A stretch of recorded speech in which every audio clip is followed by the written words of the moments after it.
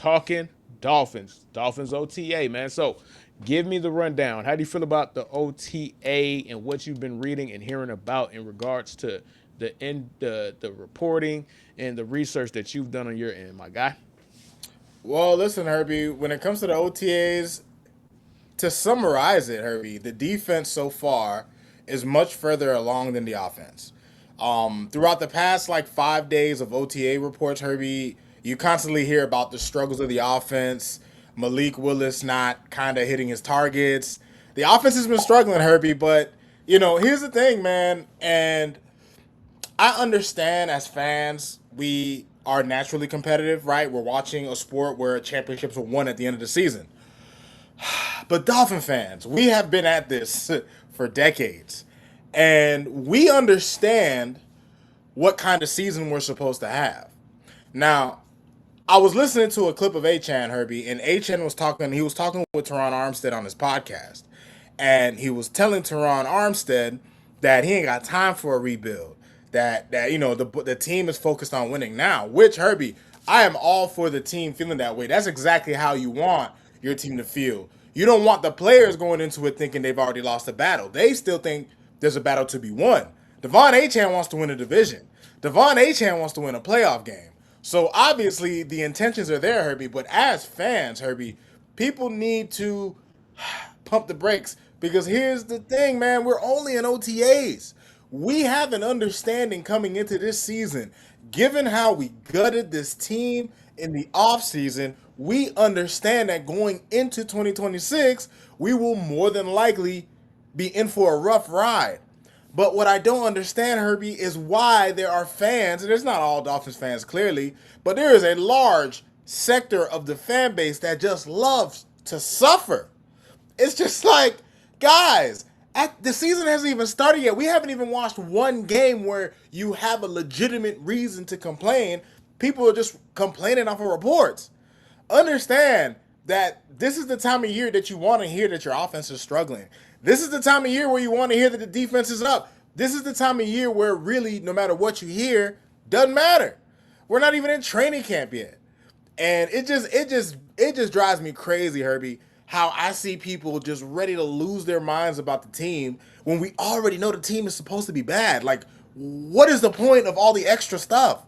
Right? Like it just drives me crazy. But overall though, Herbie, from what I'm hearing from OTAs, Herbie, there is no way I can feel great or bad about anything because we have nothing to go off of. It's just the team is in the beginning stages of preparing for training camp. So what is there for me to be upset about or happy of? The best thing, the best news we can always have from these things is nobody gets hurt, right? And there hasn't been any, huge injury news. I mean, there's little news here and there, like Jonah Savanea going back to his natural position. There's other little things going on, Herbie. But at the end of the day, the guys are getting themselves together in OTAs, Herbie, and that's just what it's gonna be. That's just what it's gonna be, man. No, honestly, right? So here's the thing, right? You are a part of a fandom that is just beat to death, right? So anything negative gets exasperated. Anything negative Man, gets magnified. Anything negative gets the biggest microscope on it because your fan base is full of people who are waiting for the worst to happen. It is a fulfilling prophecy, self fulfilling prophecy deep down in the core of the Dolphin fan. And that's what's happening. Like, it's OTA, bro. Like, it's literally designed to fail. You don't have the full array of. It's 11 on 11. Like, dudes are not even really playing for real, dog. It is a brand right. new offense. Nobody knows anything, bruh.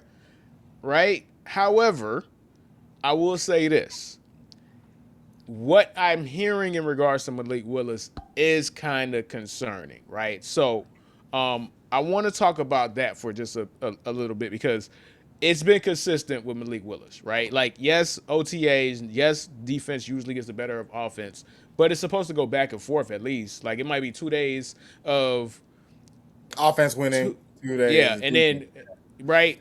But what I'm seeing has been consistent. Malik Willis inaccurate. Malik Willis off target.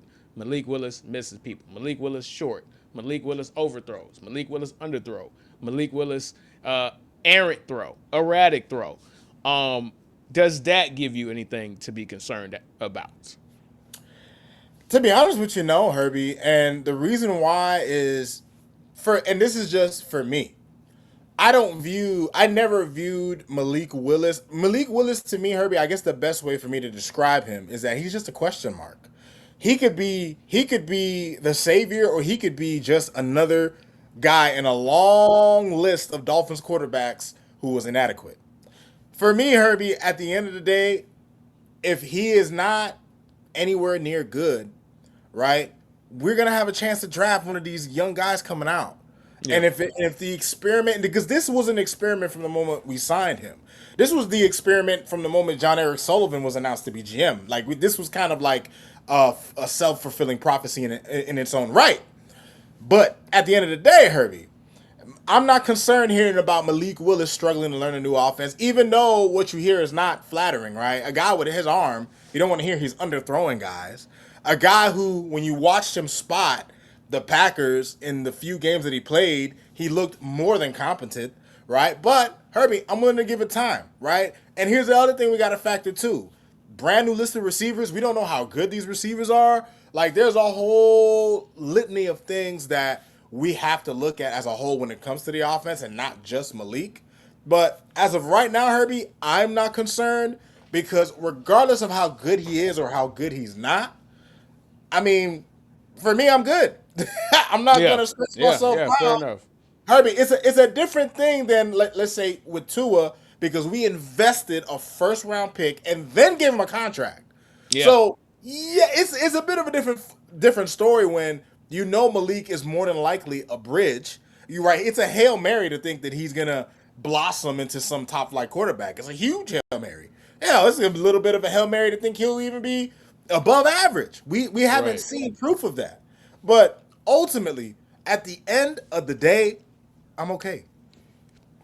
Go. Sorry about that. I was trying to fight that one. It was like, nah, bro, it's coming. It was It's coming out coming. no matter what. It was coming. It was coming out no matter what.